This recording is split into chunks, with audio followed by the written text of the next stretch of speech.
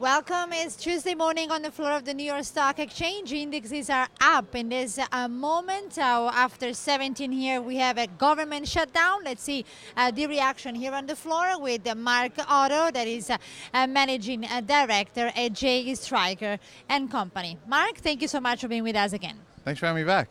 So, Mark, reaction is so far muted to what happened. We saw yesterday, of course, the indexes went down. They were anticipating the government shutdown, but there is no panic today. There certainly isn't any panic. Last night I was actually watching the futures were up all night as well. They actually came in a bit this morning as we walked through the doors. Since then, the market's actually rallied. There's a couple of things out this morning other than what's going on with the jet ceiling debate. Merck is cutting 8,500 jobs. That stock's up 3%. So, however, now, we're before the European close. We've rallied up, and we're about 60 points right now. So, some data that I actually saw out of Bloomberg actually came up with data since 1976, since there have been any shutdowns. And the following 12 months after a government shutdown, the average for the S&P 500 increase is 11%. Normally, over that same duration of time, the average is 9%. This could be actually good for the market, is what you're saying. It's pretty incredible, but yes, the data does point to that. Yeah. So. But Mark, it's also true that maybe the market decided not to react too much about this battle because there is another big battle coming in Congress. In 2 weeks, we know they're going to reach the debt ceiling. So do you think that the market is preparing for that? I think there's no panic right now because, in the day and age that we live in, that's a lot of time for them to reach an agreement.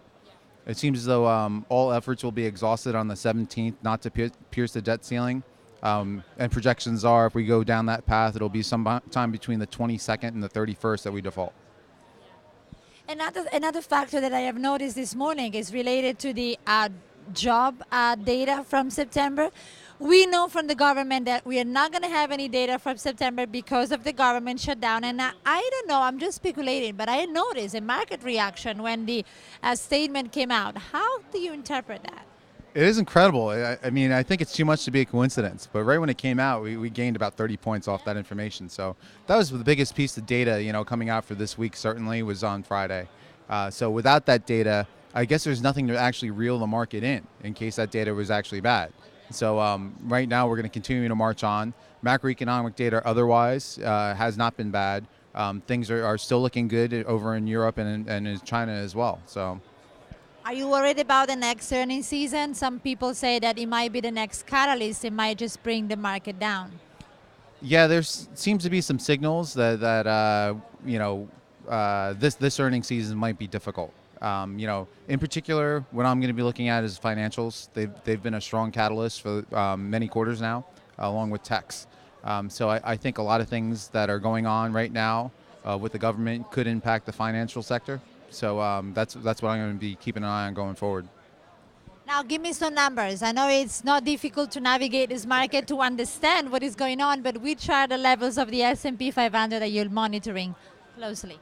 So for the S&P 500 right now, it's been pretty resilient, even though we've had, 7 out of 8 sessions have been down days. However, the S&P 500 is still at 1692. So it's, we're still right on the doorstep of 1700.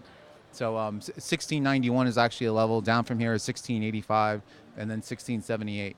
Up from here, 1699 right there at 1700, 1705 and then 1715.